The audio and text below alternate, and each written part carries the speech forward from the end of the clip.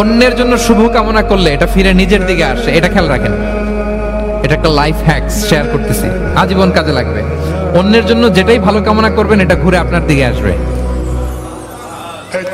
অনেকে বলে হুজুর ওর জন্য দোয়া করে আমার কি লাভ? নিজের জন্য আল্লাহ আমারে মাফ করে দাও, আল্লাহ আমারে সমৃদ্ধি দাও, আল্লাহ আমার বেতন বাড়াও, আল্লাহ আমার ব্যবসায় বরকত দাও, আল্লাহ আমার ছেলেরা হাফেজ বানাও, আল্লাহ আমার বউ, আল্লাহ আমার মেয়ে, আল্লাহ আমার আমার আমার সব আমার ভালো আপনি চাচ্ছেন নিজের জন্য, অন্যদের জন্যও চান। আল্লাহ আমার সব ভাইদেরকে মাফ করো, আল্লাহ আল্লাহ আমার গোটা মুসলিম উম্মাকে তুমি বরকত দাও, কল্যাণ দাও, নেতৃত্বে আসার তৌফিক দাও, আল্লাহ সবাইকে সুস্বাস্থ্য দাও।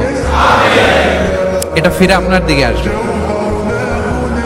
অন্যের জন্য শুভকামনা বহুগুণ বৃদ্ধি হয়ে নিজের দিকে রিটার্ন করে। বিষ্ণু সাল্লাল্লাহু এটাই বলেছেন, মা মিন আবদিন মুসলিমিন ইয়াদউ লিআখিহি বিযাহরিল গায়বি ইল্লা ক্বালা লাহুল মালাকু ওয়া লাকা বিমিসলিন।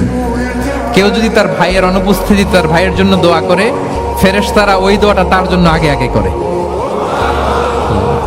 তাহলে অন্যের জন্য শুভকামনা করলে, দোয়া করলে লাভ না লস? ধরেন আমি মোশাররফ ভাইয়ের জন্য দোয়া করলাম যে আল্লাহ মোশাররফ ভাইকে তুমি সুস্থ করে দাও, তখন ফেরেশতারা বলে আল্লাহ যিনি দোয়া করতেছে তার যদি কোনো রোগ বালাই থাকে আগে তারে সুস্থ করে দাও। ধরেন আমি বেলায়েত ভাইয়ের জন্য দোয়া করতেছি, আল্লাহ বেলায়েত ভাইয়ের এই সমস্যা আল্লাহ তুমি দূর করে দাও, ফেরেশতারা বলবে আল্লাহ যিনি দোয়া করতেছে তার যদি এই সমস্যা থাকে আগে তারে এটা দূর করে দাও। ধরেন আমি দোয়া করলাম আল্লাহ আমার এই ভাই, আল্লাহ সে গরিব, তার অর্থের বড্ড অভাব, দারিদ্রতা, আল্লাহ তুমি আমার ভাইয়ের দারিদ্রতা দূর করো।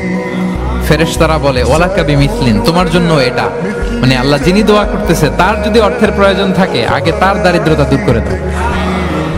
তাহলে বলেন তো অন্যের জন্য দোয়া করলে লাভ না লস? অন্যের জন্য ভালো দোয়া করলে এটা নিজের দিকে আসে। কিসের দিকে আসে?